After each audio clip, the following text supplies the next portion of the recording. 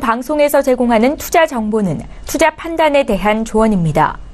방송에서 제공하는 주식의 가치, 가격 상승 및 가격 하락에 대해서는 방송사에서 보장하지 않습니다. 네, 오늘의 헤드라인 뉴스입니다. 뉴욕 증시에서 주요 지수는 이탈리아 재정 적자에 대한 우려에도 탄탄한 미국 경제 상황이 부각되면서 혼조세로 마감했습니다. 뉴욕 증권거래소에서 다우존스 지수는 0.07% 상승한 26,458.31에 거래를 마쳤습니다.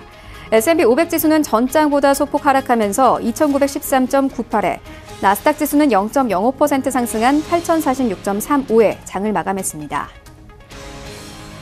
유가는 상승했습니다. 미국의 제재가 다가오는 가운데 중국도 이란산 원유 수입을 줄였다는 소식에 상승했습니다. 뉴욕 상업거래소에서 11월 물 WTI 가격은 배럴당 1.6% 상승한 73.25달러의 장을 마감했습니다. 지난 7월 이후 가장 높은 수준입니다. WTI는 지난주 3.5% 상승했고 지난 9월에는 5% 가까이 상승했습니다.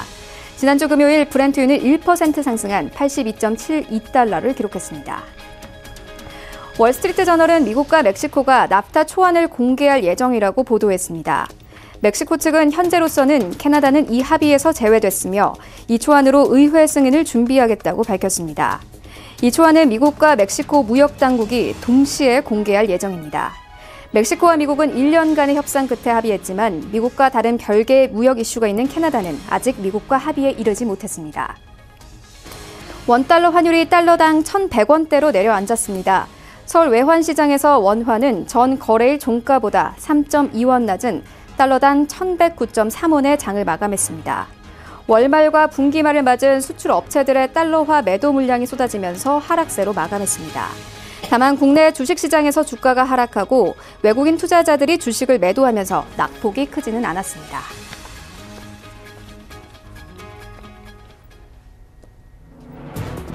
네, 시청자 여러분 안녕하십니까? 출발 증시 와이드 1부 시작합니다. 최윤입니다. 지난주 미국이 금리 인상을 단행하면서 코스피 지수는 주간 기준으로 소폭 상승하면서 마감을 했습니다.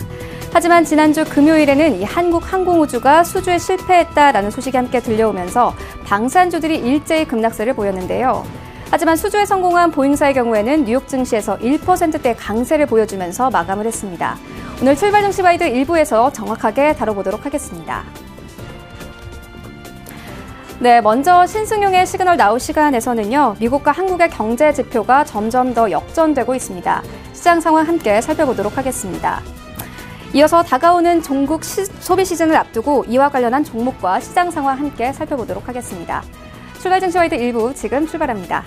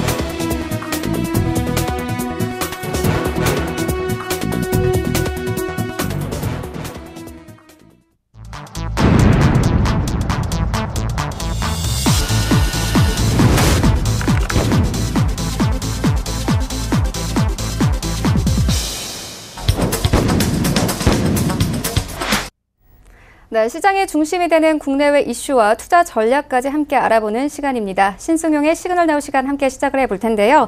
브레인코리아 인베스트 신승용 대표와 함께합니다. 안녕하세요. 네, 안녕하십니까. 네, 먼저 오늘의 이슈 함께 영상으로 만나보고 오겠습니다.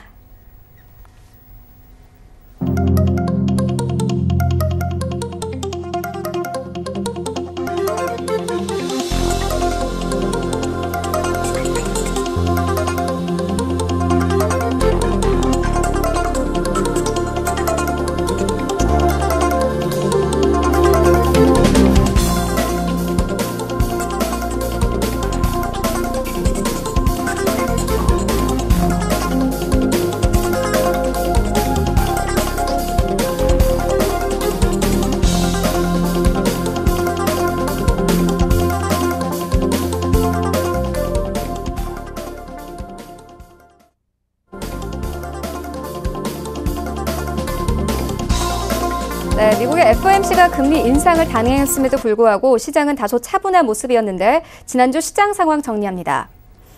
네, 이어서 한국과 미국의 경제 지표의 격차는 점차 커지고 있습니다. 외국인 수급 영향 함께 살펴봅니다. 광군제와 중국 연휴가 다가오면서 중국 소비주에 대한 관심이 높아지고 있습니다. 관련 종목들 함께 살펴봅니다. 9월 한 달 늘어난 거래 대금을 통해 증시의 긍정적 모멘텀들 함께 살펴보겠습니다. 네, 먼저 첫 번째 이슈 함께 살펴보도록 하겠습니다. 네, 지난주 추석 연휴를 마친 이틀에 우리 증시에서는 좀 혼조세를 보였습니다. 목요일의 경우에는 코스피가 상승했지만 또 금요일에는 외국인들의 매도폭이 커지면서 코스피는 하락 마감을 했는데요. 미국의 금리 인상을 단행했음에도 불구하고 우리 시장은 조금 차분한 모습을 보였습니다. 네, 이 같은 지난주 시장 상황 함께 정리를 해주시고 또 이번 주에 있을 이슈들까지 함께 정리 좀 해주시죠. 예, 이렇게 지금 생각을 하시면 어떨까 싶습니다. 지금 이제 그 지난주 딱 추석 연휴를 마치고 이틀 동안 거래가 있었죠. 이틀이 거래되는 동안 어찌 보면 추석 연휴 기간, 3일 연휴 기간 동안 글로벌 시장에 있었던 대다수의 이슈가 그 이틀 동안에 반영이 되었다라고 보시면 어떨까 싶습니다. 일단 그 이틀 동안 반영된 이슈 가장 큰 것 뭐니 해도 한 두 가지를 꼽아보라 하면 첫 번째가 미국과 중국 간의 무역 분쟁 제3라운드. 미국에서 중국에 대해서 2천억 달러에 대한 추가 관세를 부과를 하고 이에 대한 보복 관세로서 중국은 미국산 수입품에 대해서 600억 달러에 대해서 추가 관세를 발효했다라는 부분 한 가지. 그리고 추석 연휴가 끝나자마자 바로 단행이 된 미국 FOMC의 금리 인상. 결국 이 금리 인상이라는 이슈는 어찌 보면 시장 내 평가는 이렇습니다.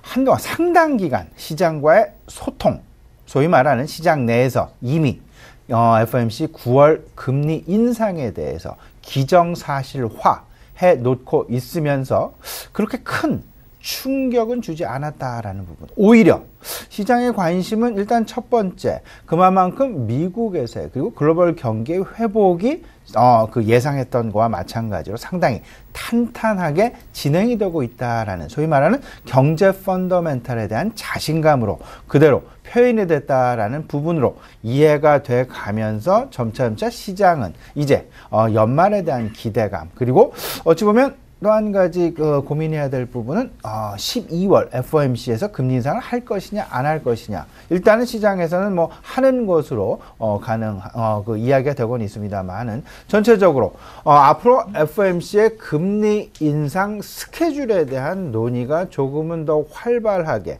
시장 내에서 진행이 될 가능성이 클 것이다라는 부분까지 아마도 시장 내에 계속돼서 반영되어가는 그런 과정이 진행될 것이다라는 부분 분명히 염두에 두시면 좋지 않을까 생각이 됩니다. 다만 이제 이에 따라서 외국인들의 매매가 이틀 동안에 다소간 혼조 양상이 나타나죠. 하루는 추석 연휴가 끝나자마자는 순매수 한 2290억 정도 순매수가 나타나지만 바로 그 다음날 2250억 정도의 순매도. 그러면서 플러스와 마이너스를 합쳐보면 거의 뭐 똔똔인 수준. 그 이야기는 다시 말씀을 드리면 추석 이전의 수준과 추석 이후의 수준, 외국인의 수급은 크게 변화가 없었다라는 점. 외국인의 매매 방향성에는 영향을 끼치지 못하고 있다라는 부분. 그 이야기는 결국 궁극적으로 말씀을 드려본다면 추석 전과 추석 후, 추석 연휴 기간 동안에 글로벌 시장 내 두 가지 매우 큰 이슈가 있었음에도 불구하고 이러한 부분들은 이미 시장 내에 상당 부분 이미 반영이 되거나 이미 내성이 크게 작용을 하고 있어서 시장 내 급격한 모멘텀 내지는 급격한 변동성 요인으로는 작용하지 않았다라는 부분으로 결론을 낼 수 있을 것 같습니다. 그렇다면 이제는 앞으로의 어떤 그 이슈 내지 앞으로의 이벤트가 문제가 되지 않을까 생각이 되는데 여기서 꼭 우리가 생각해야 될 부분. WTI 국제 유가의 변동성이 조금씩 커져가고 있다라는 부분으로 조금 좀 어떤 우리 생각에 어떤 포커스를 조금 좀 옮겨둘 필요는 있지 않나 말씀을 지금 드려봅니다. 미국의 이란에 대한 경제 제재, 경제 엠바고가 다시금 11월부터 시작될 가능성이 크게 대두가 되고 있다라는 점은 상당히 국제 원유 시장, 원유 가격은 물론 이 부분은 달러화의 가격에도 영향을 미치게 될 뿐만 아니라 국제 원자재 가격, 소위 말하는 비철금속 가격에도 상당 부분 영향을 미칠 요인으로 충분히 작용할 수 있다라는 부분 분명히 좀 생각해 두실 필요는 있어 보입니다. 이제 우리는 이런 부분을 생각을 해야 되겠죠. 미국과 중국 간의 무역 분쟁 한 가지, 그리고 미국 FOMC의 금리 인상 두 번째, 세 번째, 국제 유가의 방향성은 과연 어떻게 될 것이냐라는 부분. 이런 부분에 대해서 분명히 우리가 좀 생각을 해볼 필요가 있어 보이는데, 미국과 중국 간의 무역 분쟁, 일단은 장기화 국면에 접어들었다라고 어찌 보면 결론 아닌 결론이 내려질 수도 있다라는 부분 생각을 좀 해보셔야 될 것 같습니다. 왜냐하면 제3라운드가 이미 문을 열었기 때문이죠. 1차 340억 달러, 2차 160억 달러, 3차 추가 2천억 달러. 이런 소위 말하는 추가 2천억 달러, 이 부분에 대해서 어찌 보면 미국과 중국 서로 간의 무역 통상 금액 전체에 대해서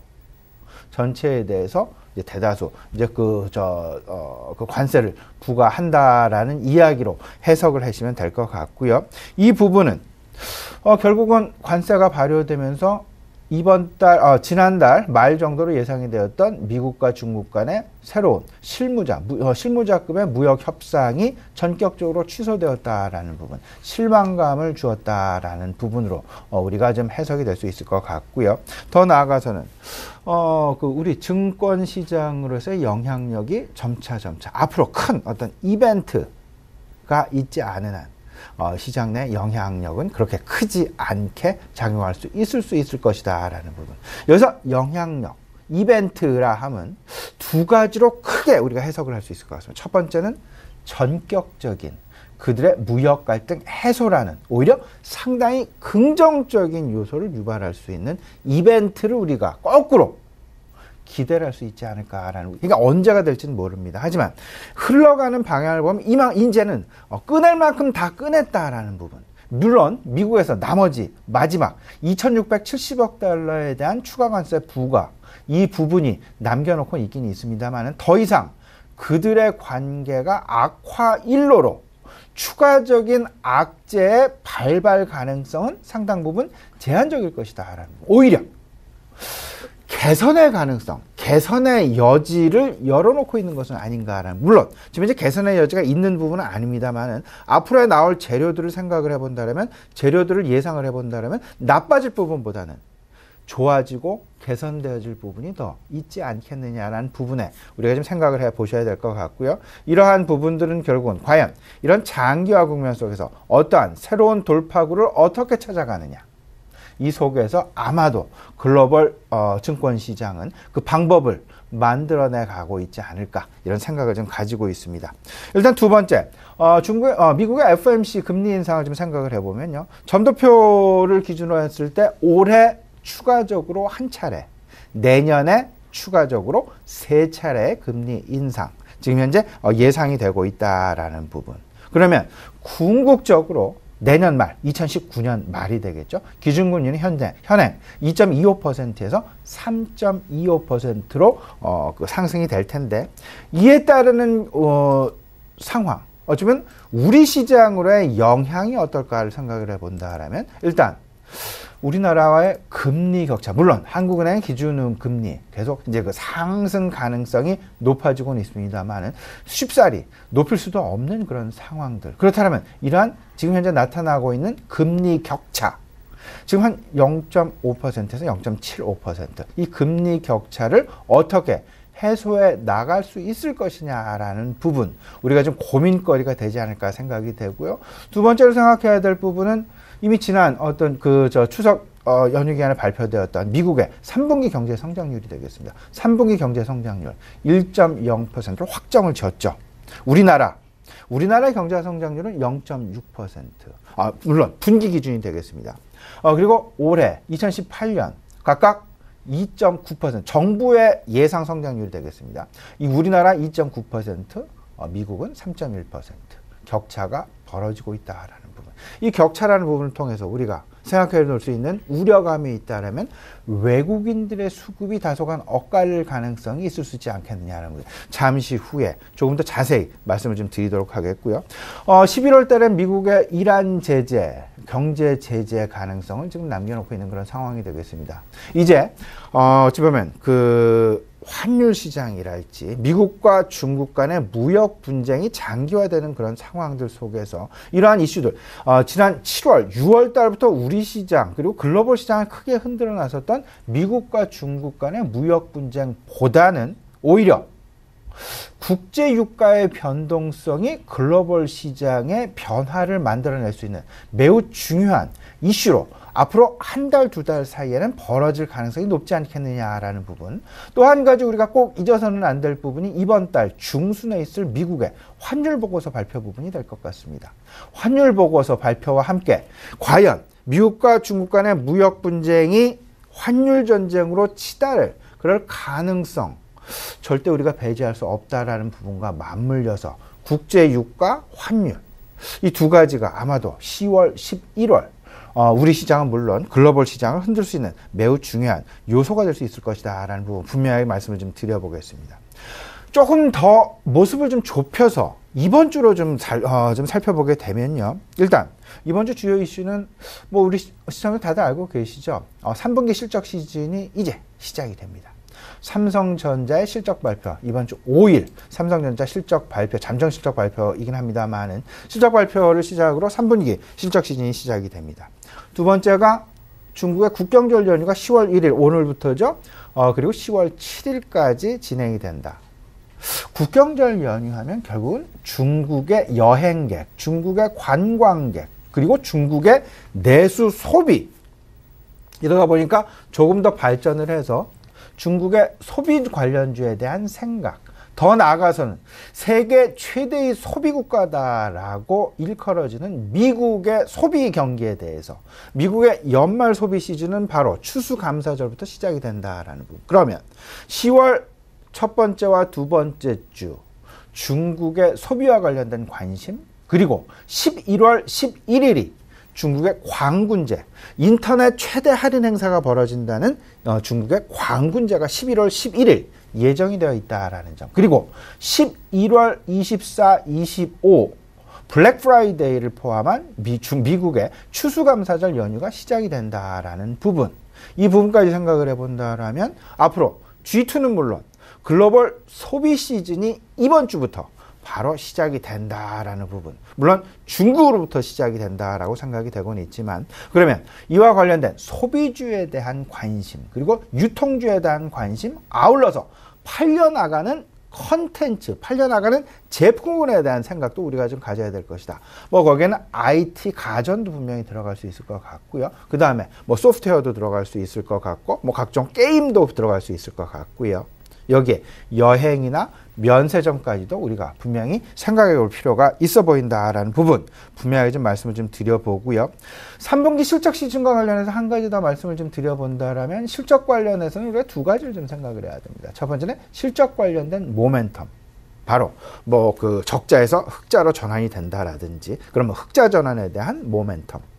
그리고 실적 개선세가 계속 이어진다라는 지속 성장에 대한 지속 성장과 관련된 실적 모멘텀.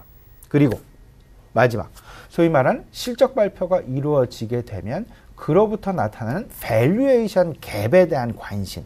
소위 말하는 이때까지 우리가 관심을 가졌던 밸류에이션의 높이 평상시보다 높거나 낮거나 그러면 그 밸류에이션 갭의 해소 과정이 실적 시즌과 함께 맞물려서 실전 시즌 전후에서 진행될 수 있다라는 부분. 이런 것들을 어찌 보면 바이오 제약에서도 찾아볼 수 있을 것 같고요. IT 업종에서도 찾아볼 수 있을 것 같고요. 특히나 한동안 상당 기간 시장을 상당 기간 시름에 아직도 업황부진에서 분명하게 벗어나는 건 아니지만 이런 그 밸류에이션과 관련해서 실적 개선세가 나타나고 있는 부분 생각해본다. 조선업종도 그 대표적인 업종 중에 하나로 우리가 꼽을 수 있을 것이다라는 부분. 어쩌면 성장성과 모멘텀과 그다음에 지속성장 그리고 밸류에이션과 관련된 부분 평균과 관련해서 높거나 낮거나 밸류에이션 갭 메꾸기 장세가 분명히 진행될 여지가 있을 수 있다라는 부분 분명히 좀 생각을 해보셔야 될 것 같습니다. 그러니까 이번 주 전망과 아울러서 마지막으로 좀 말씀드리고 싶은 부분은요. 결국은 이렇습니다. 앞으로 우리가 생각해야 될 부분. 대외적인 것, FOMC 금리 인상이 있었고, 미국과 중국 간의 장기 무역 분쟁의 장기화, 이로 인한 시장으로의 내성 강화, 소위 말하는 시장에 대한 변동성 제공이 둔화되고 있다라는 부분. 근데 반면에 하나 둘씩 시장 내 점진적으로 변동성 제공 가능성이 높아지고 있는 부분은 무엇일까 생각을 해본다라면 국제 원유 시장이 그렇다라는 부분 한 가지. 두 번째, 미국의 환율 보고서가 앞으로 2주 앞으로 다가오고 있다라는 부분. 지금 현재 대외적인 이슈는 상당 부분 그에 대한 불안감이 일시적인 소강 국면에 들어간 것 맞지만 하지만 점진적으로 그래서 대내적인 영향력에 더 크게 시장은 움직일 수 있겠지만 하지만 점진적으로 대외적으로 이제 그 어떤 그 환율 보고서의 발표라는 부분에 있어서 우리나라도 여기서 절대 자유롭지 않다라는 부분. 중국의 환율 조작국 이슈와 우리나라의 환율 조작국 이슈, 대만의 환율 조작국 이슈, 그것이 마찬가지 이슈로 우리가 생각을 해봐야 될 것이다라는 부분. 다만 이번 주는 분기 실적이 발표되는 소위 말하는 3분기 실적 관련된 모멘텀과 소위 말하는 글로벌 소비 시즌의 포문을 여는 중국의 광군절, 중국의 그 국경절부터 광군절, 그 다음에 미국의 추수감사절, 크리스마스 시즌까지 이어지는 앞으로의 연말 연시 소비와 관련된 부분, 소비 관련주에 대한 관심 분명히 필요해 보인다라는 부분까지 일단 큰 그림에서 정리해 드리도록 하겠습니다. 네, 외국인 수급에 대해서 이야기를 해주셨는데요. 사실상 지난주에 미국의 금리 인상의 경우에는 이 시장에서 이미 예측이 됐던 이슈이기 때문에 시장에 영향이 크지는 않았습니다. 하지만 문제는 이제부터인 것 같은데요. 한국과 미국의 경제 지표가 점점 더 역전돼 가고 있는 상황이 나타나고 있습니다. 외환 위기로는 최대다, 이런 분석까지 함께 나오고 있는데요. 이 외국인 수급에도 좀 영향이 있을 것 같은데 어떻게 판단하십니까? 바로 이제 이 부분은 우리가 걱정하는 부분이 되겠죠. 결국은 경제 펀더멘탈에 대한 경제 체력에 대한 격차, 그리고 어떤 성장성에 대한 격차. 소위 말하는 안정적인 시장은 미국 시장이 되겠지만 성장성을 담보하고 성장성을 가질 수 있는 시장은 한국이었다라는 것. 소위 말하는 이런 것들이 결국은 MSCI 선진국 시장과 MSCI 이머징 시장으로 나누어지게 되는 매우 큰 배경이다라고도 보실 수 있을 것 같은데, 우리나라는 공교롭게도 이머징 마켓에 지금 포함이 되어 있는 그런 상황이 되겠습니다. 물론 선진 시장을 계속해서 도전을 하면서 넘어가려고 매년 어떤 그 시도, 노력은 하고 있습니다만 아직까지는 MSCI 신흥 시장에 편입이 되어 있다라는 부분. 물론 추정되는 자금의 성격, 자금의 금액 역시 크게 차이가 나고는 있습니다만은 이머징 시장과 선진 시장의 차이, 결국은 안정성이냐 리스크를 조금은 더 지면서 높은 수익률을 가져가려는 노력을 보이느냐의 여부에 따라서 이 국가 어떤 그 자금의 성격이 나눠지는 것은 아닌가라는 생각을 좀 가져보게 되는데요. 안타깝게도 우리나라 이머징 시장에 포함되어 있는 나라임에도 불구하고 미국과 우리나라 경제 지표에 대한 역전 현상이 올해부터 서서히 나타나기 시작했다라는 부분. 그리고 이 부분은 아마도 단기간에 역전 현상이 재역전되진 않고 그 역전 현상의 차이가 조금은 더 벌어질 가능성이 있을 수 있다라는 부분. 대표적으로 금리 부분을 우리가 꼽아볼 수 있을 것 같고요. 두 번째가 고용 부분을 꼽아볼 수 있을 것 같고, 세 번째가 경제 성장률을 꼽아볼 수 있을 것 같습니다. 금리는 이미 알고 계시는 바와 같이 지난 추석 연휴 기간 마지막에 미국의 금리 인상 단행을 하면서 금리 격차가 조금은 더 0.5%포인트로 벌어진 그런 상황으로 이해를 하시면 될 것 같고요. 고용 같은 경우는 미국 FOMC에서 계속 강조하고 자신 있게 표출하는 부분이 되겠죠. 물론 아직까지는 고용 역전 현상이 나타나진 분명히 않았습니다. 미국 같은 경우 거의 완전 고용 형태다라고 상황이다라고 이야기를 하고 있는 3.9%의 실업률. 우리나라 3.83%의 실업률. 무려 그 두 나라 간의 실업률 격차가 0.07%밖에 나타나지 않고 있다라는 부분. 우리나라는 어찌 보면 고성장 국가에서 이제 조금 저성장 국가로 빠져 들어가는 그런 나라. 근데 미국은 저성장 국가에서 서서히 점차 그들의 성장률을 높여가고 있는 그런 상황. 한국은행에서 생각하고 있는 올해 우리나라의 경제 성장률이 2.9%가 되겠습니다. 미국에서 생각하고 있는 미국의 경제 성장률 올해 3.1%. 무려 경제 성장률의 갭이 0.2%포인트나 차이가 나고 있다라는 부분. 이 부분은 외국인 수급에 상당히 영향을 미칠 여지가 분명히 있어 보인다라는 말씀까지 좀 드리고 싶고요. 우리나라 한국 정부에서 생각하는 게 2.9%지 민간경제연구소, 대표적으로 뭐 LG경제연구소 같은 경우는요, 우리나라의 경제성장률 전망치, 올해 경제성장률 전망치를 2.5%로 지금 제시를 하고 있다라는 부분. 조금 좀 이런 부분에 있어서는 우리의 경제 성장에 대해서, 그리고 앞으로 외국인 수급 그다지 녹록치는 않을 것이다 라는 쪽에 너무 큰 기대는 하지 않는 것이 좋지 않을까라는 부분, 아울러서 좀 말씀을 좀 드려보고요. 일단 외국인의 수급 조금은 좀 당분간 좀 큰 기대는 걸지 말고 지금 현재의 상황을 유지하는 쪽에 조금 우리가 좀 기대 수준을 좀 낮춰보는 게 좋지 않을까라는 부분 좀 먼저 말씀을 좀 드려보고요. 여기는 앞서서 말씀을 드렸던 한미 간 경제 지표의 역전 현상에 더해져서 한 가지 또 있죠. 그 반도체를 비롯한 뭐 석유화학도 마찬가지고요. 이제 실적과 관련된 점진적으로 이제 그 어떤 기저 효과가 점진적으로 좀 둔화될 것이다. 기저 효과라는 부분은 전년도 대비 성장이 되겠습니다. 전년도에 많이 성장이 됐기 때문에 그에 대해서 더 성장을 하지 않으면 똑같은 성장률을 만들어낼 수는 없습니다. 물론 성장은 지속될 수는 있겠지만 성장률 자체는 상당 부분 기저 효과로 인해서 둔화되어 갈 것이다 라는 부분 분명하게 염두에 두실 필요가 있어 보이고요. 또 한 가지, 계속되는 MSCI 중국 A지수에 대한 신흥지수의 편입 확대 부분, 이 부분으로 인해서 우리나라의 외국인 편입 비중이 소위 말해서 조금씩 좀 낮아질 가능성도 분명히 우리가 염두해야 될 것이다 라는 부분, 그다지 녹록한 부분은 아닐 것이다. 다만 유일하게 기대할 수 있는 부분, 소위 말하는 밸류에이션 멀티플에 대한 기대, 한반도 지정학적 리스크의 완화라는 그리고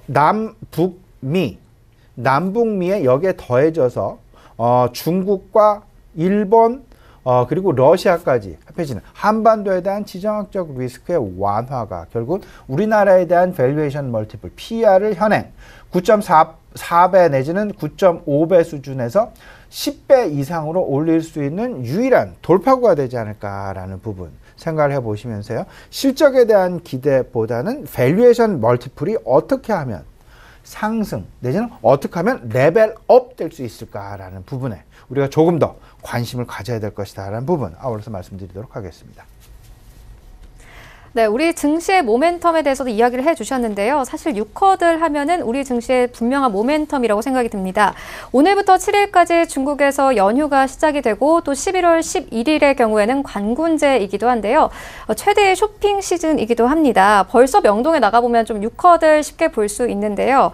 예, 중국 소비주에 대한 관심이 높아지고 있습니다. 투자 방향 한번 살펴봐 주시죠. 이렇게 좀 생각을 해보시면 어떨까 싶습니다. 이제 그 한국과 중국 간에 어찌 보면 뭐 사드 배치와 관련된 반대 이런 부분도 이제 그 해제가 소위 말하는 한한령이 해제되었다라고 완벽하게 이제 그 표현이 될 수 있을 것 같고요. 그리고 그 중국인에 대한 한국 단체 관광 이런 부분도 중국 정부, 중국 지방 정부에서 이제 서서히 허가의 폭을 넓혀가고 있다라는 부분, 이런 부분들로 인해서 이번 중국의 국경절 연휴 1일에서 오늘부터 7일까지 이어지는 국경절 이 사이에 외국인 관광객이 예상되는 외국인 관광객은 약간 700만 명 정도로 예상을 하고 있습니다. 근데 이 중에 홍콩과 일본 그리고 대만, 우리나라까지 포함이 되고 있다라는 것, 이 부분은 상당히 고무적인 현상이다라고 생각이 되고요. 소비 시즌에 대한 관심을 분명하게 우리 시청자 생각을 좀 해두셔야 될 것 같은데, 국경절 연휴 1일에서 7일 어쩌면 9월 29일부터 시작을 했다라고 해도 과언이 아니지 싶고요. 이때는 내수 소비와 관련, 내수 소비, 중국 내수 소비도 상당히 확대가 될 뿐더러 11월 11일 얼마 안 남았습니다. 한 달여 남겨놓고 있는 그런 중국의 광군제. 광군제는 다들 아시죠? 인터넷 최대 할인 행사다. 미국에서 이야기를 하고 있는 블랙 프라이데이하고도 거의 비슷한 뭐 그런 상황이다라고도 보셔야 될 것 같은데 중국 광군제가 11월 11일 그리고 미국의 블랙 프라이데이가 11월 23일에 열린다라는 부분.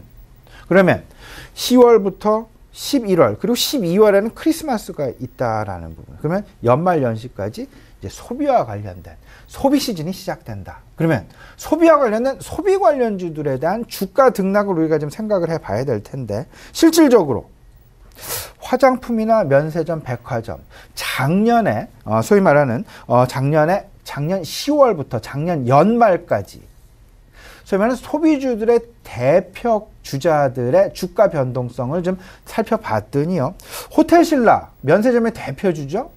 호텔신라의 주가 움직임이 지난해 10월에서 지난해 연말 2달 사이에, 그러니까 3달 사이죠. 3달 동안 나타났던 부분이 45.9%의 상승. 그리고 신세계가 53.8%의 상승.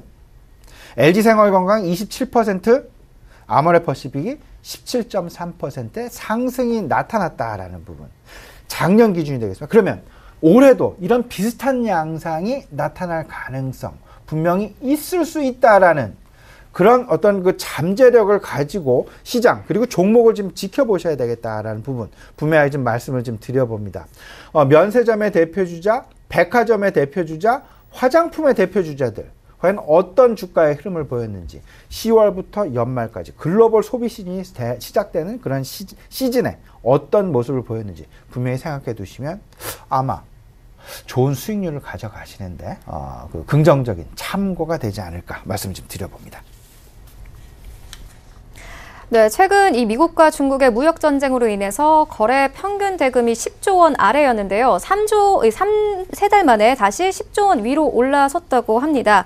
최근 이 급물살을 타고 있는 남북미 3자 정상회담에 대한 이야기도 나오고 있고 이와 함께 남북 경협주 그리고 바이오주에 대한 관심이 다시 한번 뜨거운데요.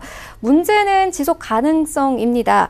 증시 내에서 좀 긍정적인 모멘텀으로 이렇게 작용할 수 있을지 이렇게 좀 보셔야 되죠. 9월 중순 정도부터 이제 그 남북 관계 개선 그리고 이런 부분들이 결국은 미국과 북한과의 관계 개선 어떤 그 핵 협상과 관련된 종전 협상과 관련된 전반적인 이슈가 어떤 그 기대감이 지난 9월 달에 싱가포르 회담 이후에 다시금 살아나고 있는 그런 분위기. 여기에 더 나아가서 바이오주들에 대한 금감원의 회계 기준이 명확하게 이제 나타났다라는 부분. 소위 말하는 불확실성의 해소. 물론 여기서 떨려나가는 종목들도 많았고 다시금 부각이 되는 종목들이 나타나고 있습니다. 그러다 보면 소위 말하는 양극화 현상이 나타나게 되는데 소위 말하는 큰 불확실성의 해소로 인해서 바닥권 인식이 확산되었다라는 부분.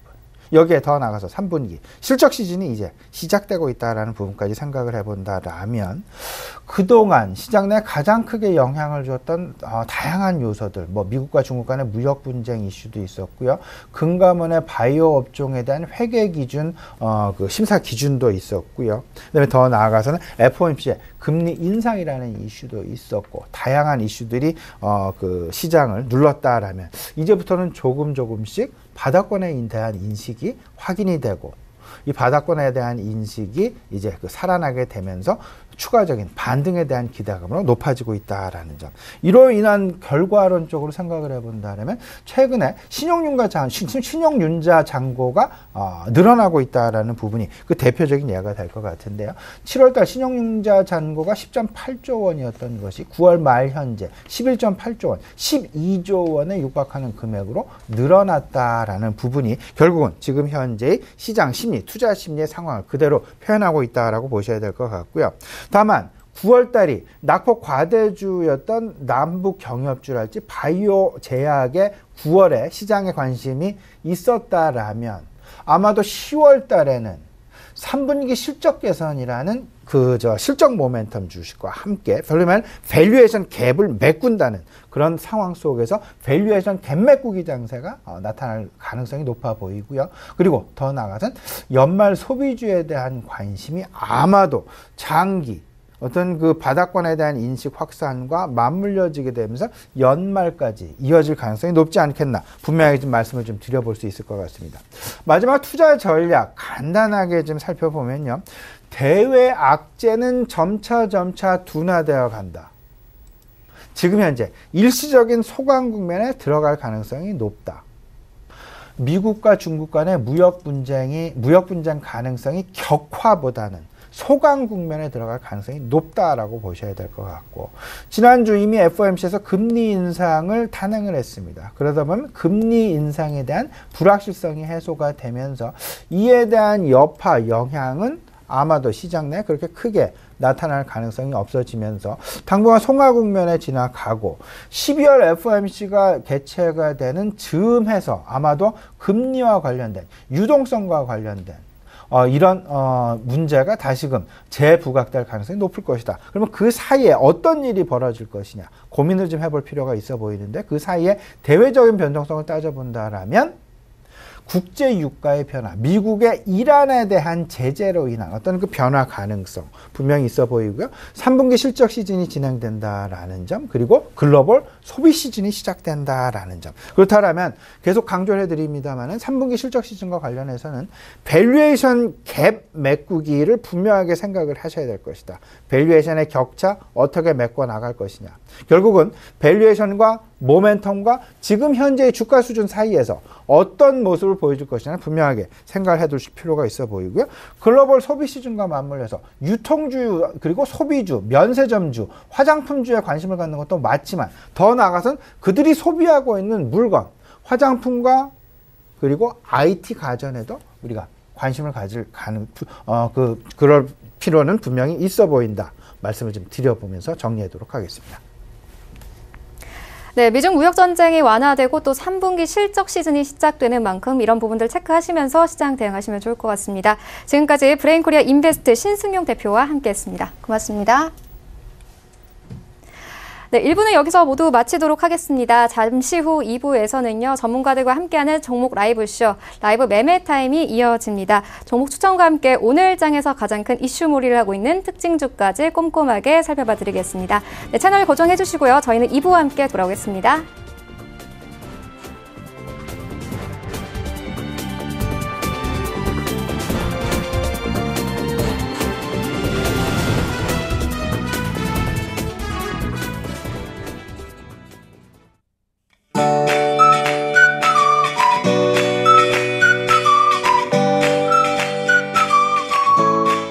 안녕하세요. K웨더 라이프스타일 예보 최현미입니다.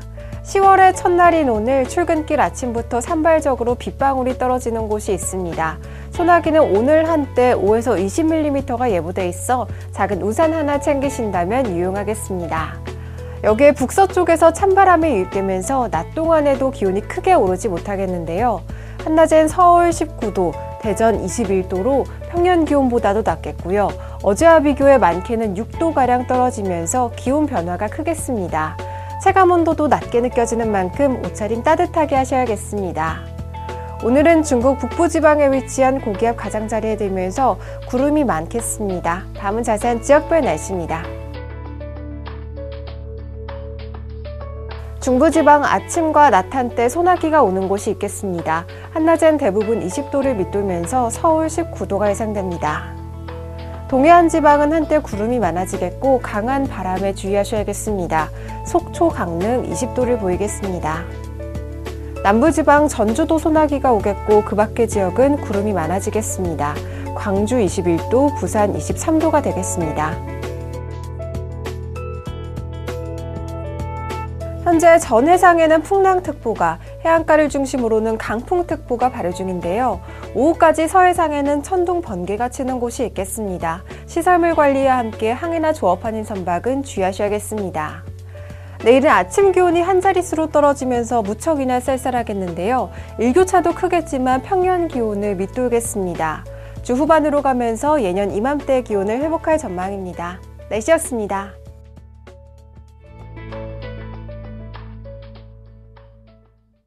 본 방송에서 제공하는 투자 정보는 투자 판단에 대한 조언입니다. 방송에서 제공하는 주식의 가치, 가격 상승 및 가격 하락에 대해서는 방송사에서 보장하지 않습니다.